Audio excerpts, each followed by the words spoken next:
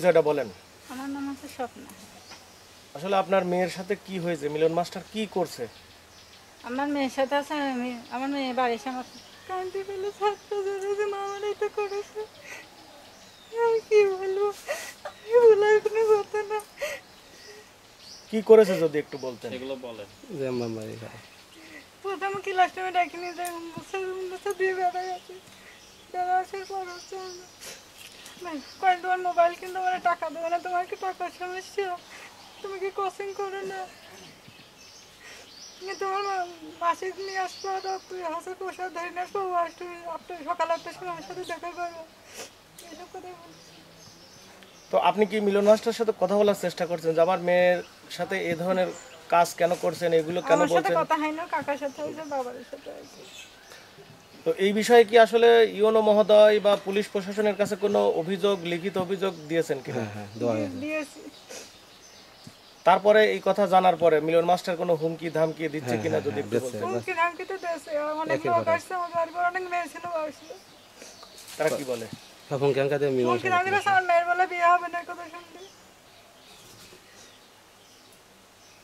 তো এখন কি চাচ্ছেন আমরা আপনারা, মানে আসলে এই যে হুমকি ধামকি, এই বিষয় নিয়ে কি আতঙ্কিত বা ভয়ে আছেন কিনা?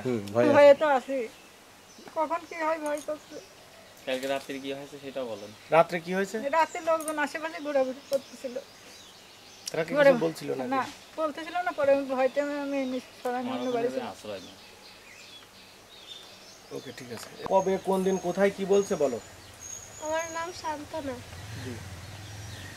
এখন 12:30 বাজে। আমার ইংলিশ কবে, কতদিন আগে? 12 তারিখে। আর একটু নিচে নামান। হ্যাঁ বলো। 12 তারিখে সোমবার দিন ইংলিশ ক্লাস হচ্ছিল, তৃতীয় পত্র নিছিল তমাস স্যার। তখন উম্মত স্যার আমাকে আমার ক্লাস থেকে ডেকে আনে, প্রবৃত্তির কথা বলে। কোন স্যার? উম্মত স্যার। একটু জোরে বলবা। একটু জোরে। জি বলো। তারপরে ডেকে আনে, তারপরে লাইব্রেরিতে নিয়ে যায়, নিয়ে যে উম্মত স্যার বলে যে স্যারের সাথে কথা বলে। তারপরে আমি যাই, তারপরে ওই উম্মত স্যার সেই ক্লাস থেকে চলে যায়। একটু জোরে। তারপরে স্যার বললো তুমি কাছে আসো, মিলন স্যার, হেড স্যার। আমি গেলাম, তারপর আমার হাত ধরলো, ধরার পর বললো আমি কিন্তু তোমার ফ্রেন্ড। হ্যাঁ বলো। আমি কিন্তু তোমার ফ্রেন্ড। তারপরে জোরে বলো। বললো তোমার মেন্স আছে। আমি সামন কোনো কথা বলতেছিলাম না।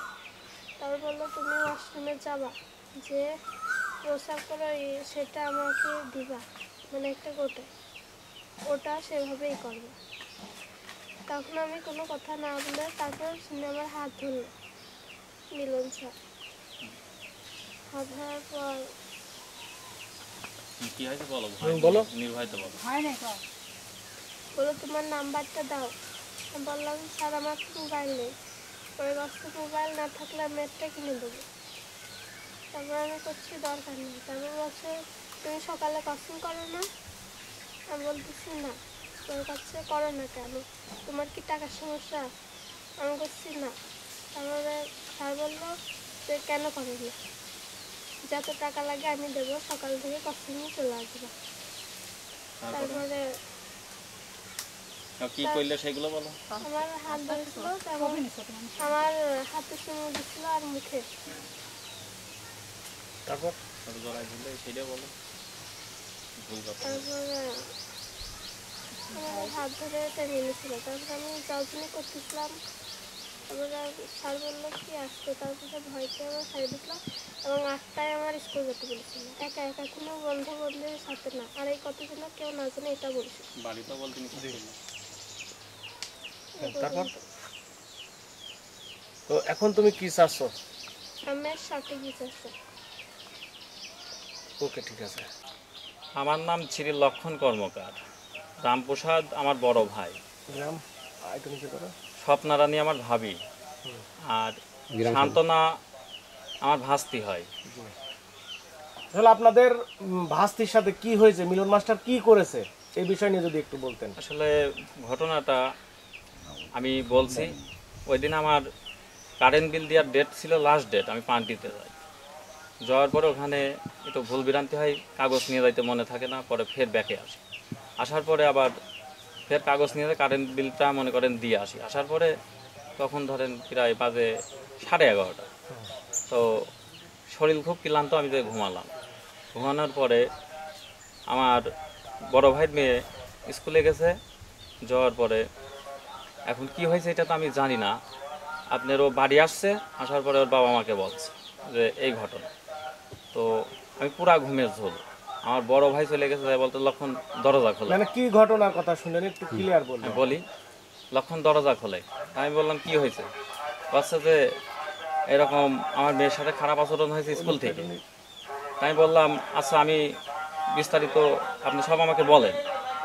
তাই বললাম যে কথা তোর বৌদির কাছে। আমি বলতে লজ্জা পাচ্ছি। বৌদির এখানে আসলাম, আসার পর বৌদি বলছে এই এই আচরণ হয়েছে। আমি বললাম আচ্ছা ঠিক আছে, আমি স্যারকে ফোন দিচ্ছি। স্যারকে কি জানাইছেন বা স্যার এরকম করলেন কেন? কাছে কেউ জানায়নি, এইমাত্র এসে বললো। তা আমি বললাম ঠিক আছে, আপনারা টেনশন নিয়েন না, আমি স্যারের সঙ্গে কথা বলছি, কারণ ফোন নাম্বার নিয়ে আসি। পরে এক পর্যায়ে ধরেন ওই দিন সোমবার ছিল, বিজন দাদাদের বাড়ি অনুষ্ঠান। সঞ্জয় দাদার কাছে ফোন নাম্বার ছিল, যে বললাম দাদা আমার নাম্বারটা দেন। আচ্ছা কী হয়েছে? আমার মুখ দেখে বলতে কী হয়েছে? আমি বললাম তেমন কোনো কিছু না, আপনি আমার নাম্বারটা দেন, খুব প্রয়োজন, গুরুত্বপূর্ণভাবে লাগবে। তো বললে আচ্ছা ঠিক আছে, আর আপনার সমস্ত প্রশ্নের উত্তর আমি পরে দেবো, আগে নাম্বার দেন। স্যারকে আমি ফোন দিই। তখন মনে করেন যে দুপুর পর আর কি, 2টা মনে হয় 2:30 বাজে। ফোন দিলে পরে স্যার বলছে কে? গরমের সাথে। বললাম স্যার আমি লক্ষণ, সাজিপাড়া ভালুকা। রামপ্রসাদকে চেনেন? কাছে বাড়ি কোথায়? আমি বললাম সাজিপাড়া ভালুকা, নদীর মধ্যে বাড়ি। শান্তনা চেনেন? তখন বলছে হ্যাঁ হ্যাঁ চিনি। রামপ্রসাদকে দেখলে হয়তো চেনবো, তবে তোমাকে আমি বেশি ভালো চিনি। তো কী বিষয় বলো? তাই বললাম স্যার এই যে যে আমার ভাসতে যাই, এর সঙ্গে যে খারাপ আচরণগুলো করলেন রুমে ডাক দিয়ে নিয়ে, এক স্যারকে ডাক দিয়ে নিয়ে উপবৃত্তির কথা বলে খারাপ আচরণগুলো করলেন, স্যার এটা কি ঠিক করেছেন? তখন আমার সাথে গরম দিয়ে কথা বলতেছে যে আমি এইরকম টাইপের লোক না, তুমি বললেই কি হবে নাকি? তো গরম দিয়ে বললে তখন আমি করলাম দেখেন সব কিছুই শুনছি, বিস্তারিত জানি, ঢাকার চেষ্টা করলে আপনি বিপদে পড়বেন, কারণ ক্লিয়ার বললে এটা পরিবেশ করা যাবে, ভুল মানুষ মাত্রা হতেই পারে। তো আপনি সত্যটা বললে স্যার আমি খুশি হব এবং একটা পরিবেশ করা যাবে, ভুল তো আপনি করেছেন। তো তখন বলতেছে লক্ষণ মানে 2 মিনিট অফ, ফোন রিসিভে আছে। 2 মিনিট অফ থাকার পরে বলতেছে লক্ষণ তুমি যদি আমার কোনো কিছু না করো আমি সত্যিটা বলি তোমার কাছে। তোমাদের এলাকার একজন নামযোগ্যর অনুষ্ঠান ছিল, ওখান থেকে 3 জন আমারে ডাক দিয়ে নিয়ে শান্ত সম্বন্ধে অনেক কিছু নেটওয়ার্ক দেয়, যে এই মেয়েটা এরকম গরিব, মেয়েটার নৈতিক চরিত্র খারাপ, একবার বিয়েও হয়েছে, মেয়েটা ব্যবসা করে। তো সেইটা আমি তাই আমার লাইব্রেরিতে ডেকে নিয়ে স্যারকে দিয়ে মানে চেষ্টা করে দেখলাম যে আসলে এই মেয়েটা এইরকম কি না। আমি বললাম ঘটনাটা এইরকম তো হয়নি, আপনি ডেকে চেষ্টা করলেন, এগুলো তো করেছেন। তখন বলতেছে লক্ষণ ফোনটা কি পরে কথা বলবেন বলে কাটিয়ে দিল। আমি বললাম আচ্ছা ঠিক আছে। 5 মিনিট পর ফোন দিয়ে বলতেছে আমি অহেদ কাকার দোকানে চা খাইতে যাই। ফোন দিয়ে বলতেছে যে লক্ষণ তুমি কোথায়? আমি বলতেছিলাম চা খাইতে আসলাম। তোমার পাশে কি কেউ আছে? তুমি উঠে যাও, ফাঁকে যাও, তোমার সাথে পার্সোনালভাবে কথা আছে। তা বললাম স্যার বলেন, ফোনে বললে তার কেউ শুনবে না। না তুমি ফাঁকে যাও। আচ্ছা ঠিক আছে আসলাম। স্যার বলেন। আচ্ছা যাই হয়েছে আমি ভুল করে ফেলেছি, এর জন্যই তুমি পাও ধরতে গেলে আমি পাও ধরতেছি, ধরে তোমার কাছে ক্ষমা চাইয়ে নিচ্ছি, তুমি বাজাবাজি করে না। লোকজন জানলে তোমার মেয়েটারও বিয়ে হবে না, আমারও মান সম্মানের প্রশ্ন, আমি প্রধান শিক্ষক। তো আমি বললাম স্যার বিষয়টা আমার ভাস্তি হয়, ঘটনাটা হয়েছে মানে আমার বড় ভাইয়ের এক কথায়, এখানে রক্তের কালেকশন ঠিক আছে কিন্তু আপনার কাজটা ঠিক করেন না, এখন আপোষ করবে কিনা আমার বড় ভাই জানে। আপনি যে কাজ করছেন মানুষের মতো, মানুষ হলে আপনি এই কাজ করতে পারেন না। তখন উনি বলতেছে যে লক্ষণ ভুল তো আমি করেই ফেলেছি, এখন তো তুমি আমার মেরিয়ে ফেলে উঠে আসবে, দেখো এটা সমাধান করা যায় কিনা। বসাবসি করে বসাবসি হঠাৎ করে রহিম দারোগা, রসুলপুর বাড়ি, উনি রহিম দারোগাকে ফোন দিয়েছে, দিয়ে বলছে ভাই এই ঘটনাটা একটু দেখেন। লক্ষণকে বললো লক্ষণ আসবে। হঠাৎ করে রহিম দারোগা আমার ফোন দিল পরের দিন, বাবাজি কোথায় তুমি? আমি বললাম কাকু আমি বাড়ি, তোমার সাথে পার্সোনালভাবে কথা আছে, তুমি আমার বাসায় আসো। আমি মাস্টারকে ডাকছি, যাওয়ার পরে বিস্তারিত বললাম, পাও ধরতে যাই। বারবার পাও ধরতে যাই। বলছে তুমি ওর ক্ষমা না করলে ওর হয়ে দরকার হলে আমি তোমার কাছে অনুরোধ করতেছি। মানে কে পা ধরতে যায়? মানে যাওয়ার সাথে সাথে ধরেন পাও ধরতে যাই মিলন মাস্টার আমার। তা আমি বললাম আমি আপনার ছেলের বয়সী, আপনি আমার পাও ধরবেন কেন? তাহলে এমন কি করেছেন যে আমি আসার সাথে সাথে আপনি আমাকে পাও ধরতে যাচ্ছেন, বারবার হাত ধরতেন, কথা নাই বলতে? আপনি কি আচরণ করেছেন বলেন? অতটুকু মেয়ে গলায় ধরে নিতে গেছে, আমি যে বাঁচাইছি। এইগুলো কি মানুষের মতো কাজ? আর এখানে আপনি আমাকে ডাকছেন সমাধান করবেন, কি সমাধান করবো? ইজ্জতহানি করার পর আপনি সমাধান, কিসের সমাধান আপনি? আমি এই বিষয়টা হচ্ছে কেন আমার বড় ভাইয়ের, আমি মিডিয়া হয়েছি ঠেকায় রাখছি যে নিউট্রাল থাকেন, মান সম্মানের প্রশ্ন। তো এখন আমার কোনো কিছু বলার নেই, আপনি অফ থাকেন, দেখি কি করা যায় বিষয়টা। তো কইলে আচ্ছা ঠিক আছে, তাহলে আমি চলে গেলাম। বলছে কে আমাকে নেটওয়ার্ক দিয়েছে তোমার ভাস্তি সম্বন্ধে সব তোমাকে রেকর্ডিং করে আমি কালকের মধ্যে শোনাবো, শোনাইলে তুমি তো সমাধানে আসবা যে এইগুলো করাইছে। আমি বললাম হ্যাঁ, আমি এইটা দিলে পরে আমি বড় ভাইকে বুঝাই নিয়ে, কারণ কি আমার সত্যটা আমার জানার দরকার আছে। অবশ্যই। অনেক দিন থেকে ধরেন ক্ষতি করে আসতেছে, এর আগে 2টা তাদের মামলাও দিয়েছে, এখন তারা কিনা আমি তো আর জানি না।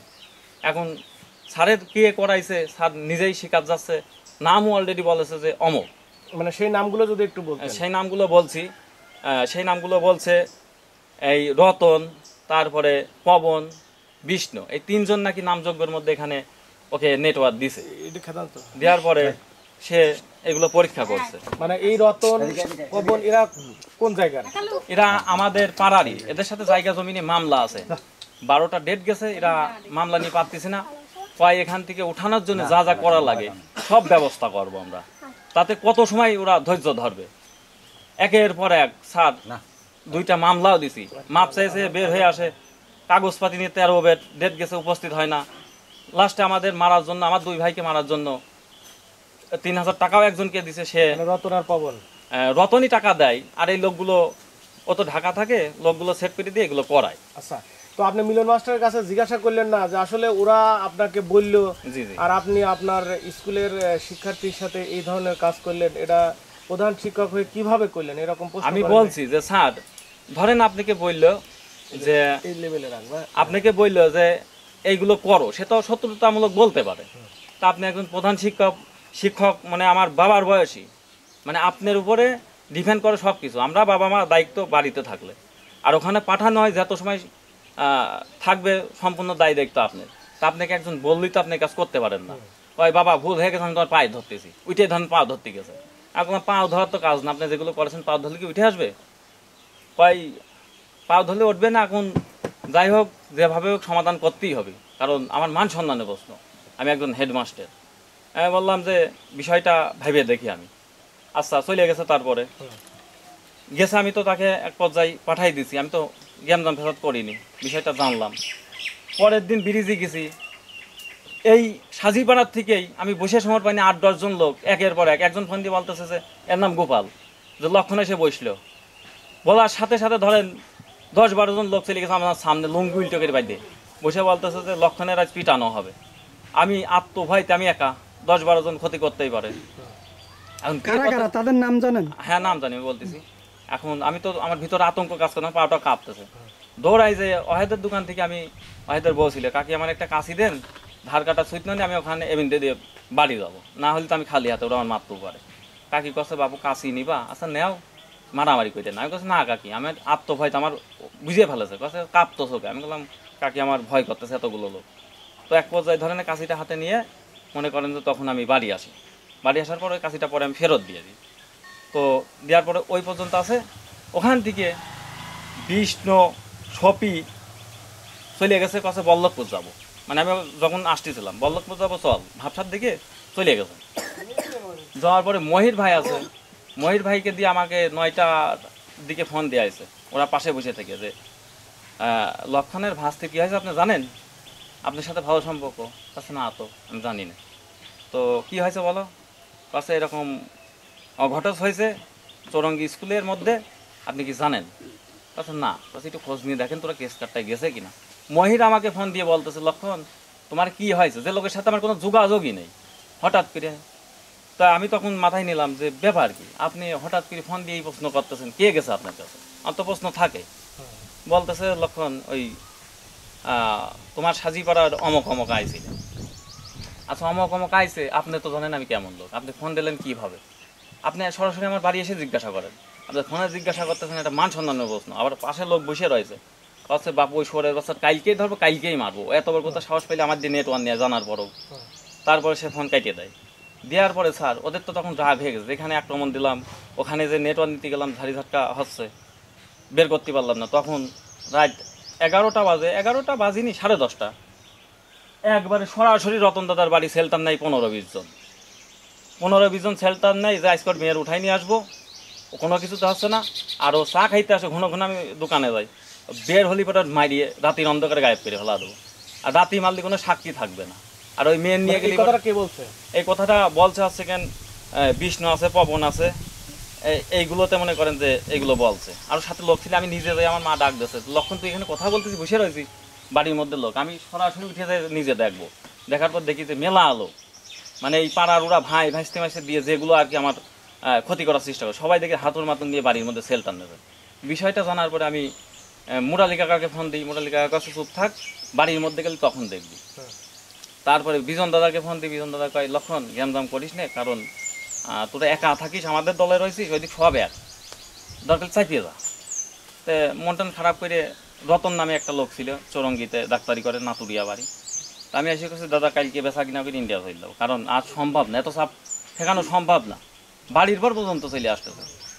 আপনার থাকার দরকার নেই, কারণ মান সম্মান জিনিস বড়, সেই সম্মানের উপর একের পর এক সম্মানহানি করবি, এইগুলো মাইনে নেওয়া যাচ্ছে না। আমার বড় ভাই কাঁদিয়ে ফেলা দেওয়ার অবস্থা, রতন ভাই কাছে আমি চলিয়ে গেলাম, আসলে তোদের দুঃখ বোঝার মতো কোনো লোক নাই, উঠিয়ে চলে যাচ্ছে। তো এই ঘটনাটা খালি আজ নতুন না, মানে এর আগেও চেষ্টা করা হয়েছে। আমার বাড়িওয়ালা প্রতিবন্ধী, আমি বাজারে ব্যবসা করি, দিয়ে ধরেন চলে যাই। এর আগেও এই রতন দাদা লোক পাঠাইছে, পাঠানোর পর আমার বাড়িওয়ালার কয় ঘরে চলো, তোমার টাকা যা লাগে দেবো না। মানে আচ্ছা, মানে আপনি মানে একটু বলবেন যে আসলে মিলন মাস্টার আপনাকে হেনস্থা করার কিভাবে চেষ্টা করছে, এই বিষয়টা একটু ক্লিয়ার করেন। এবং এই বিষয়ে আপনি কোথায় কোথায় অভিযোগ করছেন, থানা পুলিশের কাছে লিখিত অথবা ইউনোর কাছে আচ্ছা, লিখিত অভিযোগ করছেন কিনা এই বিষয়ে নিয়ে একটু এখানে বলুন। আমার ভাই কালকে ইউনো সাহেবের কাছে যাই, আমি বললাম আমার উপর যখন চাপ সৃষ্টি হয়েছে দায়িত্ব নেওয়ার পর আপনি ছাড়িয়ে দিলাম, যা হয় পরে ভাই ইউনো সাহেবের কাছে আমি ব্যবস্থা নেবো, আইন অনুযায়ী ব্যবস্থা নেবো যা হয়।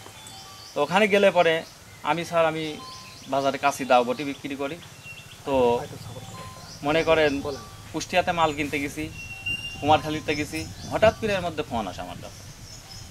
ফোন আসে, ধরলাম ধরে ভাইকে, কুষ্টিয়ার থেকে আমরা সাংবাদিক বলতেছি, দুইজন আইছি, ভাই আপনি কোথায়? আপনার ভাইস্তের থেকে জিজ্ঞাসা করলাম, আপনার ভাইস্তে বলতেছে যে কেস করতে গেছে আমার বাবা মা আমার কাকা। তাই বললাম দেখেন ও ছোটো মানুষ, এখন বলছে কিনা আমি তো আর দেখছি না। তো বিষয়টা হচ্ছে কিনা আমি আজ 5 গ্রাম যাইতে পারলাম না মাল মাটি নিয়ে, আমি মালগুলো কিনতে আইছি, অর্ডার দিতে আইছি। তা আপনি আমাকে প্রশ্ন না করাই ভালো, কারণ আমি জানি না, হয়তো গেছে কিনা আমি খোঁজ খবর নিয়ে পরে আপনাকে জানাইতে পারবো। তাছাড়া জানিস ঠিকই, ভালো করে বলে যদি করিয়ে থাকিস। আমি বলতেছি দেখেন আমি জানি না, একই প্রশ্ন বারবার করতেছে। এর মধ্যে নয়মান ভাইয়ের কাছে যাচ্ছে ফোন, নয়মান ভাইয়ের কাছে মনি আমার তো ডাক দিছে, তুই কোনে? মানে ভাই যেভাবে বললো, আমি বলছি ভাই আমি তো কুষ্টিয়াতে, এবার কুমারখালী ঢুকছি কাশির অর্ডার দেওয়ার জন্য। আচ্ছা মনি কিছু জানিস নাকি, কেস করতে গেছে নাকি? সাংবাদিক ভাইরা আমার দিয়ে বলতেছে যে বিষয়টা জানে। তো আমি বললাম ভাই আমি জানি না, আমি কয়বার বলবো বলেন। এবার ওই দুইজন যে সাংবাদিক সাজে আছে, কি সাংবাদিক আমি তাও জানি না, বলতেছে কুত্তার বাচ্চা আছেন লোক ভালো না, ওরা জাইডিওর প্রিন্সিপাল।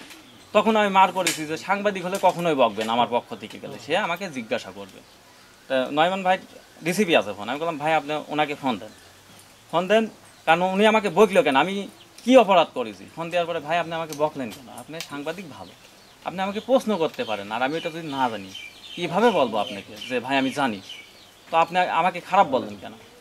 জানিস ঠিকই, মানে ঠিকই জানবি নি, সময় হলেই জানবি বলি। আমি কাছে আপনি আমাকে হুমকি দিচ্ছেন নাকি? তখন ঘস করে ফোন কাটিয়ে দিয়েছে। দেওয়ার পরে 20 মিনিট পরে আমার মিলন স্যার ফোন দিয়েছে। মিলন স্যার ফোন দিয়ে বলল লক্ষণ অমক অমক বাড়ির পর গেছিল। তা বললাম স্যার আপনাকে নিউট্রাল থাকতে বললাম, আপনি একের পর এক লোক পাঠাচ্ছেন, প্রথম দিন 2 বার পাঠাইছেন, ফোন দিয়ে জিজ্ঞাসা করেছেন, আবার আজকে একই প্রশ্ন করতেছেন লোক পাঠাই দিই। তো স্যার আপনিই তো পাঠাচ্ছেন, আপনি কি আমার দেশে থাকতে দেবেন না? তখন কাছে আমি না, হ্যাঁ আমি মিলন মাস্টার পাঠাচ্ছি না, এটা হচ্ছে কি তোমার নয়মান ভাই সাংবাদিক সাজা নিয়ে গেছে, মানে যেভাবে আমাকে কথা বলছে। তা বললাম আচ্ছা ঠিক আছে, সাংবাদিক সাজায় নিয়ে গেছে কি আমি দেখতেছি। পরে ইউনো স্যারের কাছে বিচার দিয়ে আসলাম। ইউনো স্যার ওসি স্যারকে বলে দিলে যে লক্ষণ তো খুব বিপদে আছে, আপনি একটা ব্যবস্থা নিয়ে। তো বললাম যে আমার বাড়িতে লোক উড়াইছে মারার জন্য। তো তখন ইউনো স্যার সাথে সাথে বললো, লক্ষণ টেনশন দিন, আমি দেখি কি করা যায়, এত বড় ঘটনা। ওসি স্যারকে ফোন দিয়ে বললো যে আপনি লক্ষণের এরকম বিপদ, এত বড় সমস্যা, আপনি একটু ব্যবস্থা নিয়েন। লক্ষণ বললে হেল্প করেন। বললো জি স্যার ঠিক আছে। ফোনে কথা হয়েছে, স্যারের ওখানে কাগজটা জমা দিতে বলছে, নাম্বার নিতে বলছে। লক্ষণ এটা দিয়ে জমা নিয়ে নাম্বার নিয়ে দেওয়া, আপাত বিপদ হতে পারে, এত বড় ঘটনা। আমি বললাম ঠিক আছে। গেছি, ওখানে ডিউটি এক অফিসার ছিল, বললো স্যার বাসায় গেছে খাইতে একটু লেট হবে, আর ফটোকপি একটা আনছেন কেন, 2টা নিয়ে আসেন। ফটোকপি করে আমি গেলাম, স্যার রুমে আসলো, ডাক দিল, গেলাম। কাগজ দেওয়ার পর স্যার আমাকে জিজ্ঞাসা করে কী ব্যবস্থা নেবেন বলেন। আমি বলছি স্যার আপনি তো ওখানে লেখা দেখছেন, সব কিছু তো লেখা আছে, স্যার আমি নতুন করে কী বলবো, ঘটনা আমাকে শুনলাম, আমি সব বিস্তারিত বললাম। তা এখন আপনি কি করবেন? আমি বলছি, স্যার আমি এর বিশ্বাস চাই। কছে আচ্ছা যান, দেখি কি করা যায়। আচ্ছা, আপনি যে ওসি সাহেবের কাছে ফোন দিলেন, মানে আপনাকে যে বিভিন্ন সময় হুমকি না না ধামকি না, আমি দিচ্ছে, বলি ওই কাগজটা নিয়ে স্যার বলতেছে যাও। বললাম স্যার ফোন নাম্বার দেন, স্যার ফোন নাম্বার দিতে চায় না। তখন কাছে যে ফোন নাম্বার লাগবে না, যাও। আমি বললাম না। তো পরে হচ্ছে কিনা আপনার ফোন নাম্বারটা দিল, দেওয়ার পরে আমি ফোন নাম্বার নিয়ে চলে আসলাম, যে কোনো সমস্যা হলে আপনি আমাকে ফোন দিন। তো সকালে এক পর্যায়ে 7-8 জন আইছে। বিষয়টা আমার মাঝে বলতে 7-8 জন আসে, তোদের খোঁজ করে, আমরা চা খাতে গেছি। তো আমার মাঝে বললে যা। সকালে 7-8 জন কারা আসছে? 7-8 জন আমি বলি, স্কুলের টিচার একজন, নাম উল্লেখ করে। সেটা হচ্ছে কিনা আমাদের জাকির স্যার, বাজারের সভাপতি। তারপরে এখানে আপনার নয়মান ভাই ছিল। তারপরে আপনার আমাদের আরমান ভাই পরে আসছিল ছিল। তারপরে হচ্ছে কেন আরও একজনের বাড়ি, 2টার বাড়ি বের মানিক, একজনের বড় ভালুক, এই 2জনের নাম জানি না, আমি চিনি। তারপরে কলের নাট বিক্রি করে শাহজাহানের ভাই একজন ইসলামবাগের, উনি আইছিল। তারপর রাজদেক ভাই আইছিল। তো বলতেছে উনি এটা সমাধানের জন্য আসলাম। আমি বললাম ভাই বসেন, চেয়ার দিলাম, কথা বললো, তো কী করা যায়।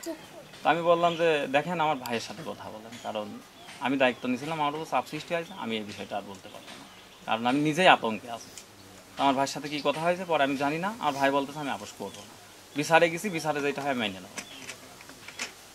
এইবার স্যার আমার এই পর্যন্তই মনে করেন বক্তব্য শেষ। আরও আছে সেই মানে ঘটনাগুলো। ওসি সাহেবের কাছে আপনি বললেন, ওসি সাহেব বললো, প্রতিশ্রুতি দিল, কিন্তু তারপরেও আসলো না। সকালে আত্মভয়তে আমার মাঝে যখন বলছে লোক আছে, আমি জানি মারতেও পারে, কারণ আমার তো আত্মভয় বিরাজ করতেছে। ওসি স্যারকে ফোন দিলে পরে যে স্যার আমার বাড়ি 6-7 জন লোক আছে, আমি সমাধান কি আমি জানি না, লোক তো আইছে।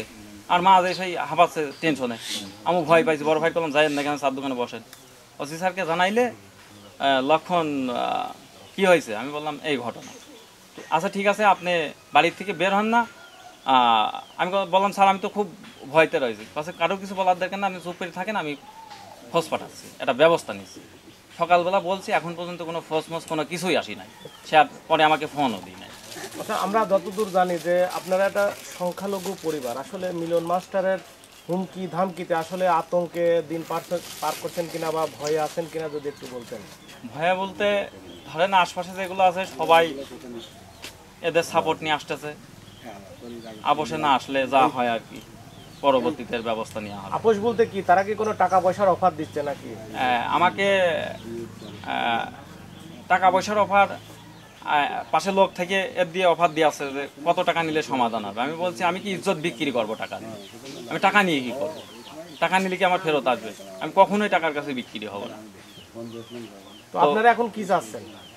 এত বড় একটা ঘটনা দেখেন, স্কুল ছাত্রী, একজন শিক্ষক যে কাজ করেছে, মানুষের মতো আচরণ করেনি। এখন এই বিষয়টা নিয়ে আমরা টিওনা সাহেবের কাছে গেছি বলে এমন চাপ সৃষ্টি, মানে আমাদের বর্তমান মানে যে কাজ কাম করে খাবো এরকম একটা পরিবেশ নাই, মানে খুব টেনশনের মধ্যে আছে, চাপের মুখে আছে। যদি ব্যবস্থা না হয় আমাদের মনে হয় এখানে থাকা হবে না। ওকে, ঠিক আছে, ধন্যবাদ।